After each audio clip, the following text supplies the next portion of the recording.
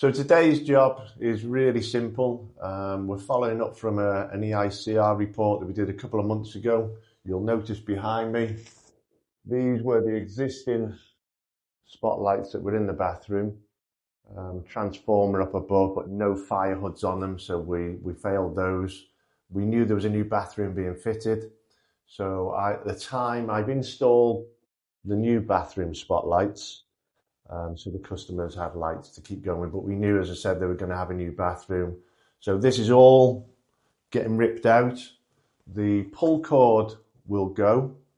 There will be a shaver mirror light unit on this side of the bathroom, so we're just going to drop a feed in for that as well. And then on the outside here will be where the new light switch is, and we'll make it a 2-gang.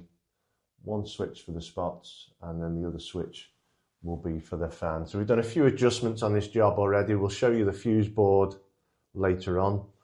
And also we're going to put an inline fan. So we'll just wait for the new layout of the bathroom before we set the grill on the ceiling. And then we'll measure that out. And then it'll be an inline fan up above, and it's going to get ducted out through the soffit.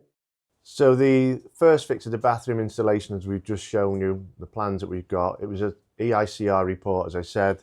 Some of the little things that we had to change, with it being a rental property, there was no smoke alarms installed within the property.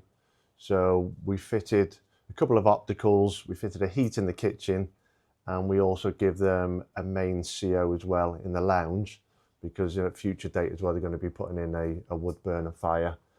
So when I was testing the property, it was a split load board. So the first 4 circuits had no RCD protection, and then actually when I did the RCD test on the split load side, it failed.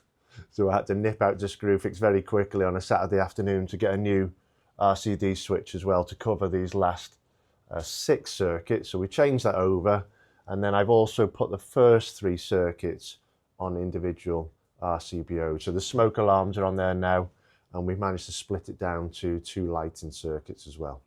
So it is a lived-in property, this rental one. So we're going to put the 2-gang light switch on this side. It's a single skin wall, so it's less than 100 mil. So without making too much mess that side, I'm going to make the mess this side, and then I'll chop out that back box, drill through, and then bring the cables back entry, and I'll take this run of tiles off and just chase it into the wall there. And then also what I've done, which I know a lot of electricians do, is just do our own drawing of the existing spotlights that we have in the ceilings. Obviously these are going to come down.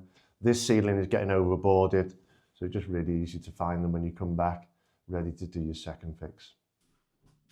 So hopefully that's the first fix, messy bit done. Just got a bit of attic work to do after this, but I've chopped in for the switch. So we're going to have a 2-gang, as we said earlier. That'll do one for the spotlights and one for the fan. So if somebody goes to the toilet in the night, you've only got to flick the lights on. You don't have to have the fan on as well, because it'll be an inline. Also, we will put some soundboard in under the inline fan, but sometimes it does vibrate on the ceiling. And this property is only a bungalow.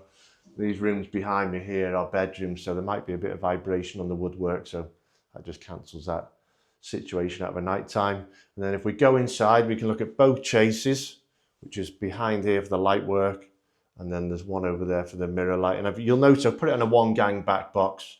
It doesn't need to be a 1-gang back box, I know, but it's just this bathroom is going to have the plastic sheeting boarding, so it just gives them something to cut around.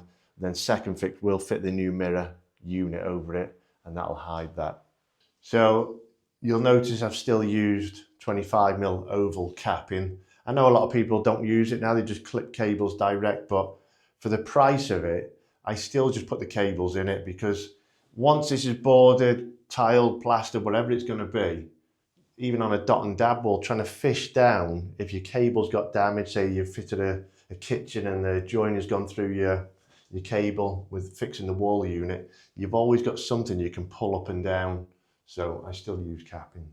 So I've just got a few little jobs left to do now, which is just in the attic.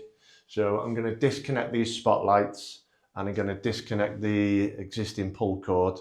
So the people who are staying here at the moment, they'll still have lights on the rest of the property. They're actually going away anyway, so It doesn't actually matter, but the rest of the house will still have lighting. So the other trades coming in, like the plasterers and the bathroom fitters, will still have lights in the rest of the property. They can plug in the lead lights if they're still using it, unless they've gone to battery. And then this will make all this section safe. No cables will be left anywhere unsafe. And then we'll come back second fix and drill out the new ceiling. Thanks for watching our first video of our bathroom refit. If you have any questions, please give us a like and subscribe, and we will reply to your comments. See you on the second fix.